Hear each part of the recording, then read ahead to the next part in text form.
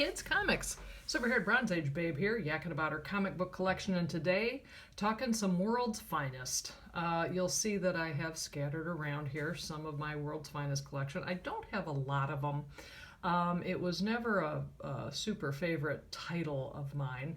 I had some when I was a kid, and I'm going to show you one in particular, but before I do that, I want to just show off some of the books that I have, and I've gotten them in recent years. This, some of you may remember a haul video I did last year where this, I finally snagged this book, and the reason it's so enticing to me is because it has the original Batman slaps Robin panel, the thing that started 1,000 memes.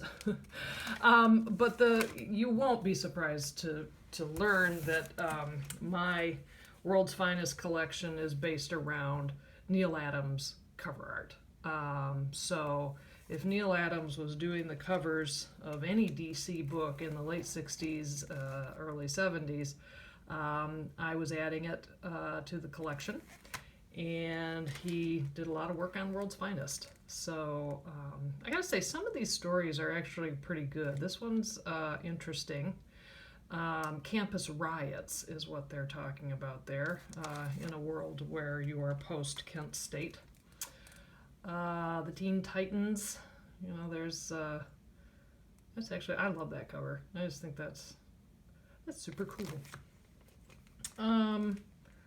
You know, there's a lot about these books that I just don't remember, like whatever that story is. I remember getting this book and thinking that cover was so great, and I posted a scan of it on my Tumblr thinking people are just going to go nuts over it, and it was just deafening silence. So maybe I'm the only one who thought that was cool.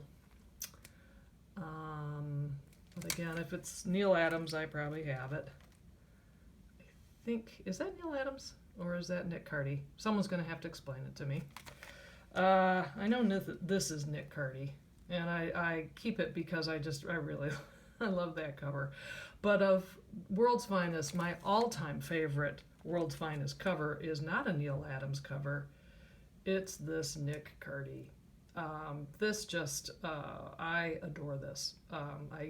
I'm pretty sure I remember the ads for this when I was a kid. I may have seen it on the spinner rack at Mills Pharmacy. And for those of you who are younger, the thing he's holding there, that's a telephone, a landline. I know it's old time. So, but very quickly, I will show you one of my Coverless Wonders. This is World's Finest number 223 from 1974. And the thing I loved about this was that it had a Dead Man story, and I love Dead Man. In fact, so much so that I put my own name sticker on there, so no one would steal it. So the story is actually really cool because you find out in this thing that Batman had a brother, Thomas Wayne, and Thomas was, here we go, he was injured as an infant.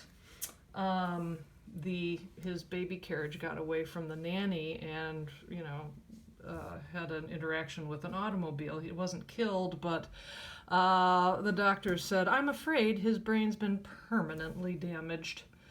Your son will always remain mentally unstable, a danger to himself and society." So I guess, medicine wasn't what it is today. So that's the setup, and the story ends with, and Thomas Wayne has turned into a bad guy. The story ends with Dead Man taking over Thomas Wayne's body. And I remember as a kid thinking, now that is a super cool idea. But I never, caught up with the book again. So the story came, it went, and I was rereading this a while back, and I was like, that was such a good idea. I wonder what happened. And then I realized, wait a minute, I'm a grown-up. I can find out. So I went on the internet and I found the next installment in that story in World's Finest number 227. And I'm not even going to open it up for you because here's the long and the short of it. The end of that story is an absolute dud. The plot of it makes absolutely no sense.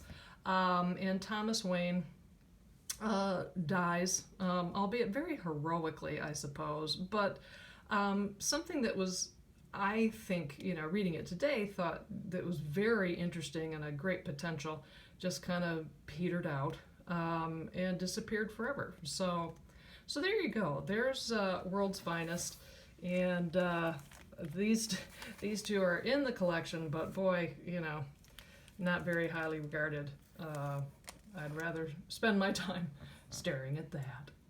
Well, thanks so much for stopping by. I'll see you next time.